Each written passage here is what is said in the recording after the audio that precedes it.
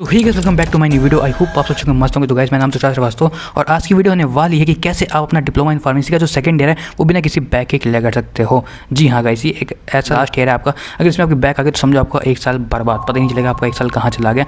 जो 2 साल का बैच है वो 3 साल का बैच बन जाएगा।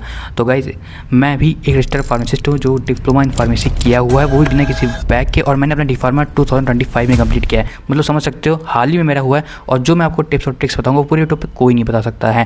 ठीक है गाइस, तो इस वीडियो को एंड तक देखना क्योंकि वीडियो आपके लिए बहुत हेल्पफुल होने वाली है। और अगर आपने अभी से प्रिपरेशन चालू कर दिया तो आप पास होने की उम्मीद रख रहे हो ना, अभी आप टॉप मार जाओगे। मतलब हुआ है मतलब डी फार्मा आपका। ठीक है, so let's start the video. तो गाइस आपकी डी फार्मा के सेकेंड ईयर में टोटल 6 सब्जेक्ट्स होते हैं और हम लोग उसमें सबसे पहला सब्जेक्ट उठाएंगे हॉस्पिटल फार्मेसी, क्योंकि गाइस शुरुआत हमेशा ईजी से करो। ठीक है, तो हॉस्पिटल फार्मेसी में आपको मुश्किल से मुश्किल 3 से 4 दिन देने हैं, कुछ है नहीं, बहुत ईजी सब्जेक्ट है। तो इसमें बस आपको समझना है कि हॉस्पिटल क्या है, हॉस्पिटल फॉर्मेलिटी क्या है, इसके फंक्शन क्या है, इसके ऑब्जेक्टिव्स क्या है। तो आपको क्या करना है, मेनली आपको वीडियो उठा लेनी है। ठीक है, जो आपको सब्जेक्ट पढ़ना है उसकी वीडियो उठा लो, ज़्यादा लंबी वीडियो होती नहीं है, या वन शॉट उठा लो, बस वो उठाओ और उसके साइड बाय साइड अपना शॉर्ट्स नोट बनाओ। नोट्स ना बनाना प्रॉपर, सिर्फ शॉर्ट्स नोट बनाओ। उससे समझो कि वो जो लैंग्वेज है वो क्या कह रही है, आपको बस समझना है। शॉर्ट नोट्स में मेनली आप उसके फंक्शन समझ लो। ठीक है, उनके टर्मिनोलॉजीज़ क्या है, क्या क्या टर्मिनोलॉजीज़ यूज़ होती हैं, वो सारे टर्मिनोलॉजीज़ जो अच्छे से लिख लो। क्योंकि अगर आप ये शॉर्ट्स नोट बना के पढ़ लोगे तो MCQ के कई क्वेश्चन आपके सॉल्व हो जाएंगे सिर्फ शॉर्ट्स नोट से।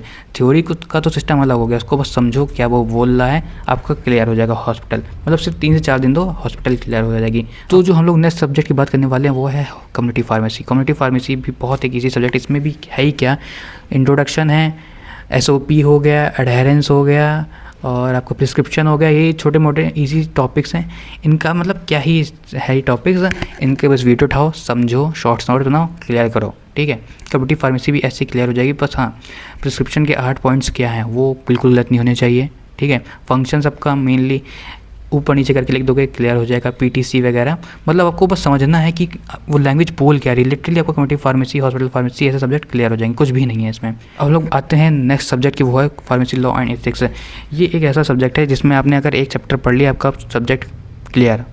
आप समझिए हुए होंगे कि मैं कौन से चैप्टर की बात कर रहा हूँ। चैप्टर 2 फार्मेसी एक्ट वाला चैप्टर, आप इसको पढ़ लो, मतलब आपका फार्मेसी लॉ एथिक्स आप पास हो जाएगा आराम से, कोई दिक्कत नहीं है। इसमें मेनली टॉपिक्स होते हैं लोन, रिपैकिंग हो गया, ठीक है, ऑफेंसेस पेनाल्टीज़ हो गया, फंक्शन हो गए, और आपका DTAB ड्रग रिसेप्टर और शेड्यूल्स ही मतलब थोड़ा डिफिकल्ट होता है लोगों को याद करने का। पर हाँ, 1 घंटा दोगे तो शेड्यूल भी अच्छे से याद हो जाएगा। पर हाँ, उसको रेगुलरी बेसिस पे रिवाइज करते रहना, 5 मिनट में आपका वो भी हो जाएगा। और बाकी जो चैप्टर बचते हैं जैसे कि आपका हो गया नारकोटिक्स वाला हो गया, ठीक है, और MTP वाला हो गया।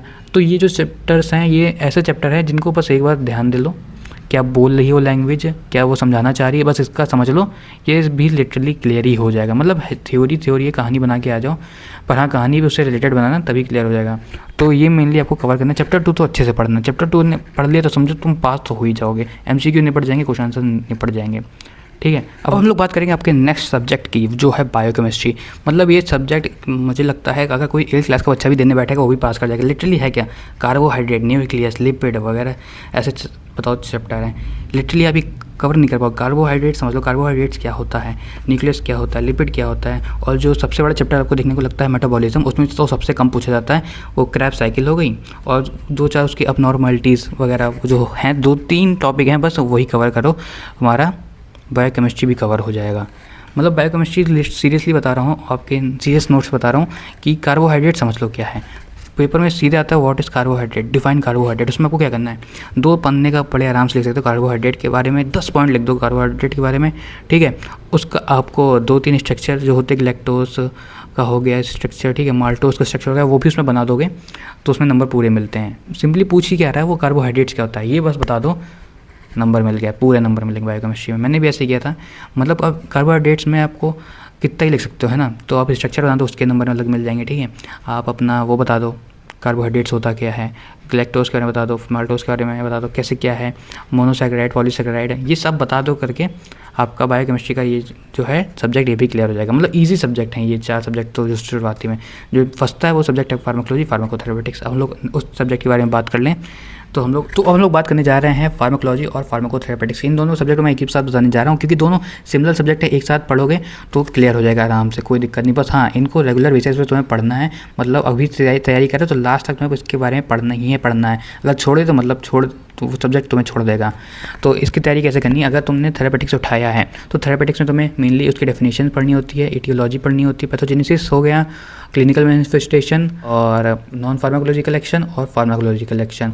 और वहीं पे इकोलॉजी में लिखना होता है डेफिनेशन, क्लासिफिकेशन और mechanism of action, contraindication, indication. ये तुम्हें इकोलॉजी में लिखना होता है। अगर मान लो तुमने एंजाइना पेक्टोरिस उठाया है तो तुम्हें फार्माकोथेरेपेटिक्स में लिखना होगा डेफिनेशन कि एंजाइना पेक्टोरिस की डेफिनेशन लिखो, एटियोलॉजी की किस रीज़न से एंजाइना पेक्टोरिस हुआ है, और फिर पैथोजेनेसिस में लिखना होगा कि जो एंजाइना पेक्टोरिस हो रहा है वो कैसे हो रहा है हमारी बॉडी में। मतलब जैसे कि डिमांड बढ़ रही है ऑक्सीजन की, ऑक्सीजन कम हो रही है बॉडी में, ये तुम्हें पैथोजेनेसिस में लिखना होता है। फिर लिखना होता है क्लिनिकल मैनिफेस्टेशन की एंजाइना पेक्टोरिस के क्या सिम्टम होते हैं बॉडी में। और फिर लिखना होता है नॉन फार्माकोलॉजिकल एक्शन, मतलब तुम्हें एंजाइना पेक्टोरिस में क्या अवॉइड करना होगा, ठीक है। फिर होता है फार्माकोलॉजिकल एक्शन जिसमें तुम्हें एंजाइना पेक्टोरिस में जो ड्रग्स यूज़ होती हैं वो लिखनी है। ये हो गया था फार्माकोथेरेपेटिक्स में। फिर हम लोग बात करें आपका फार्माकोलॉजी में, क्लासिफिकेशन में अगर एंजाइना पेक्टोरिस पूछा जाता है तो एंजाइना पेक्टोरिस में जितनी भी तुम्हारी ड्रग्स यूज़ हो रही हैं वो क्लासिफिकेशन में लिखनी है, उसका डेफिनेशन लिखना है, मैकेनिज्म ऑफ एक्शन जैसे कि जो ड्रग्स ले रहा हो वो बॉडी में कैसे काम करती है, उनका क्या काम है हमारी बॉडी में, वो तुम्हें मैकेनिज्म ऑफ एक्शन में लिखना है। कॉन्ट्राइंडिकेशन मतलब किस स्थिति में तुम्हें एंजाइना पेक्टोरिस में जो लेने वाली दवा है वो नहीं देनी है, और इंडिकेशन में कि किन स्थिति में तुम्हें एंजाइना पेक्टोरिस की दवा लेनी है। जैसे कि अगर तुम्हें एंजाइना पेक्टोरिस या किसी को एंजाइना पेक्टोरिस हुआ है तो तुम्हें ये वाली दवा लेनी है एंजाइना पेक्टोरिस में, ये इंडिकेशन में लिखना होता है। तो ठीक है, यही सब होता है इसमें फार्माकोथेरेपेटिक्स और फार्माकोलॉजी में। मतलब सिमिलर ही है, कोई डिफरेंस नहीं है। ऊपर नीचे 2-3 टॉपिक्स हैं पर हाँ वो भी कवर हो जाएंगे, ईजी है। तो यही रहा तुम्हारा मतलब डी फार्मा का एक स्ट्रेटजी, यही टिप्स थी, यही ट्रिक्स थी। अगर तुमने इन टिप्स और ट्रिक्स को फॉलो कर लिया तो आराम से तुम्हारा जो सेकेंड ईयर है वो क्लियर हो जाएगा। मेरा भी क्लियर हो गया था। बस तुम्हें क्या करना है, अभी से पढ़ना चालू कर दो। कोलॉजी और थेरेपेटिक्स तो मतलब अभी से पढ़ना चालू कर दो, आराम से क्लियर हो जाएगा। और ये दोनों ऐसे सब्जेक्ट हैं जो एक रात पहले नहीं कवर होते हैं। अगर तुमने पहले से नहीं पढ़ा रखा है तो मतलब नहीं कवर होता, बहुत ही मुश्किल है। इसमें तो बना के क्या लिखोगे, बना ही नहीं सकते हो। तो ठीक है, तो मतलब जो मैंने बताया रोड मैप, ऐसे रोड मैप को फॉलो करो, आराम से सेकेंड ईयर निपट जाएगा।